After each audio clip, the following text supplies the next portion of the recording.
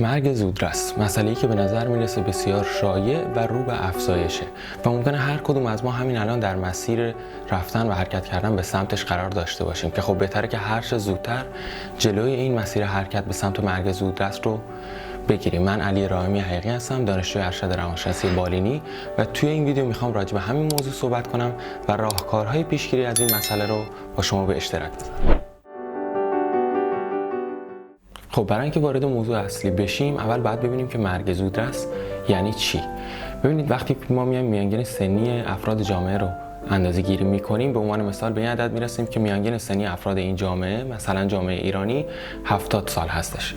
حالا هر مرگ و میری که اتفاق بیفته و از این سن میانگین کمتر باشه، به عنوان مثال یک فردی که در 40 سالگی فوت میکنه دچار مرگ زودرس میشه، چون از میانگین سنی اون جامعه کمتر بوده سنش و فوت کرده. اما یک سری عوامل خطر هم در این رابطه وجود دارن. عوامل خطر مواردی هستن که ریسک ابتلا به یک بیماری یا یک مسئله پزشکی رو افزایش میدن. بعضی از این عوامل خطر قابل کنترل هستن و بعضی غیر قابل کنترل، مثل سن، جنسیت و زمینه خانوادگی که در زمینه کنترل ما قرار ندارن، اما بعضی دیگه قابل کنترلن، مثل تغییر سبک زندگی که ما باید تمرکزمون رو روی همین موارد قابل کنترل بذاریم تا بتونیم از مرگ زودرس و آسیب و بیماری پیشگیری کنیم. پس تمرکز اصلی ما توی همین ویدیو هم میره روی موارد قابل کنترل و سبک زندگی.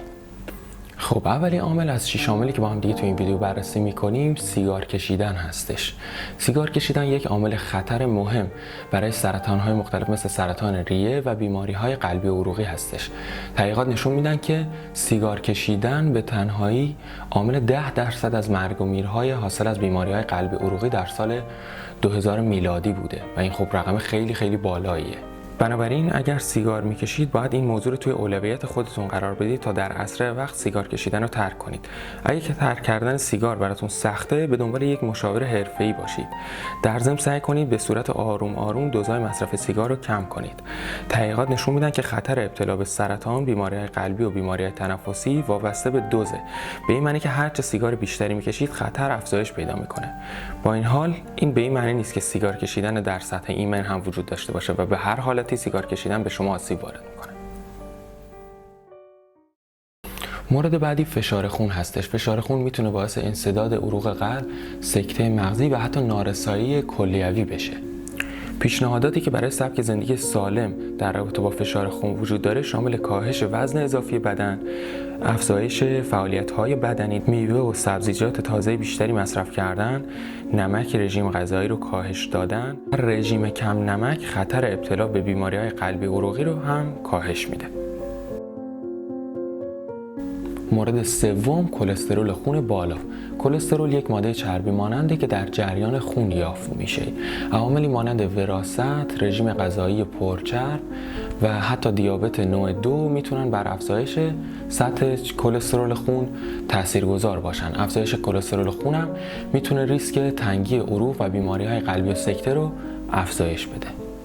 پیشنهادات سبک زندگی سالم در رابطه با این مورد هم شامل کاهش مقدار چربی اشباع شده یا چربی محصولات حیوانی در رژیم غذایی، افزایش مصرف میوه‌های تازه، سبزیجات و غلات سبوسدار و همچنین مصرف 1 تا 2 وعده ماهی در هفته، به خصوص ماهی‌های چرب.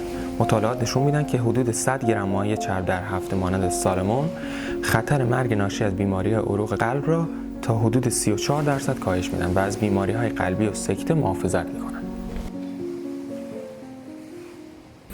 مصرف الکل زیاد. مصرف زیاد الکل باعث افزایش احتمال ابتلا به سرطان دهان، حلق و مری میشه و همچنین استفاده و استعمال دخانیات در کنار مصرف الکل اثرات سرطانزای الکل بر دستگاه گوارشی و تنفسی رو هم شدیدتر میکنه. همچنین الکل با خشونت و افزایش خطر آسیب‌های تصادفی هم مرتبط هستش که این مورد رو باعث میشه مهمتر از پیش باشه. پیشنهادات سبک زندگی سالم در رابطه با الکل شامل مواردی هستش که میگم. تلاش آگاهانه‌ای برای کاهش مصرف خودتون انجام بدید. برای مثال قبل از شرکت توی یک مهمونی در مورد تعداد معینی از نوشیدنی‌ها تصمیم بگیرید و به اون پایبند باشید. دسترسی خودتون به الکل کاهش بدید. برای مثال نرید یه مقدار زیادی نوشیدنی‌های الکلی رو بگیرید و توی خونه ذخیره کنید که هر موقع خواستید دسترسی سریع بهشون داشته باشید. هنگامی که در حال نوشیدن هستید بین نوشیدنی‌های الکلی و نوشیدنی‌های غیر الکلی تعویض کنید که خب ایدئال ترین حالت هم تعویض بین نوشیدنی الکلی با آب هستش. و در آخر حداقل 2 روز بدون الکل رو هم در هفته هدف قرار بدید. خب در رابطه با این موردم که دیگه احتمالاً میدونید وقتی که انسان کم تحرک باشه احتمال ابتلا به چاقی رو افزایش میده و اگر احتمال ابتلا به چاقی افزایش پیدا کنه خب همون مواردی که گفتیم احتمال بیماری‌هایی که راجبشون صحبت کردیم هم بیشتر میشه. اما پیشنهادات سبک زندگی سالم در رابطه با کم تحرکی یکی اینکه حداقل 3 بار در هفته مقدار معقولی ورزش انجام بدید، یعنی که به مقداری ورزش انجام بدید که بدن واقعا فعالیت کنه یا به عنوان مثال عرق کنه و واکنش نشون بده. مورد دومی که ورزش یا فعالیتی رو انتخاب کنید که ازش لذت میبرید که عامل سرگرمی باشه که به طور چشمگیری انگیزتون رو افزایش بده که بتونید بهتر و بیشتر ورزش کنید. اگه به ورزش منظم عادت ندارید به آرامی و یواش یواش شروع کنید. با بهبود تناسب اندامتون شدت ورزش رو افزایش بدید. و در آخر قبل از شروع هر برنامه ورزشی جدید حتما با پزشک خودتون مشورت کنید. عوامل فردی مثل سن یا وضعیت پزشکی از قبل موجود میتونن برخی از اشکال ورزش رو نامناسب یا حتی براتون مضر کنن. در نهایت امیدوارم اگر یکی از این 6 موردی رو که باهاتون به اشتراک گذاشتم در خودتون یا اطرافیانتون شناسایی کردین این ویدیو بهتون کمک کرده باشه که حتی ذره‌ای در جهت کاهش این عادت‌های ناسالم قدم بردارید و سبک زندگی سالمتری رو پیش بگیرید. اگر مورد دیگه هم به ذهنتون میرسه که میتونه باعث افزایش احتمال مرگ زودرس بشه و سبک زندگی ناسالمی رو باعث بشه که انسان پیش بگیره خیلی ممنون میشم که در کامنت ها با من و دوستان دیگه به اشتراک بذارید. امیدوارم که از ویدیو امروز لذت و استفاده لازم رو برده باشید. خدا نگهدار.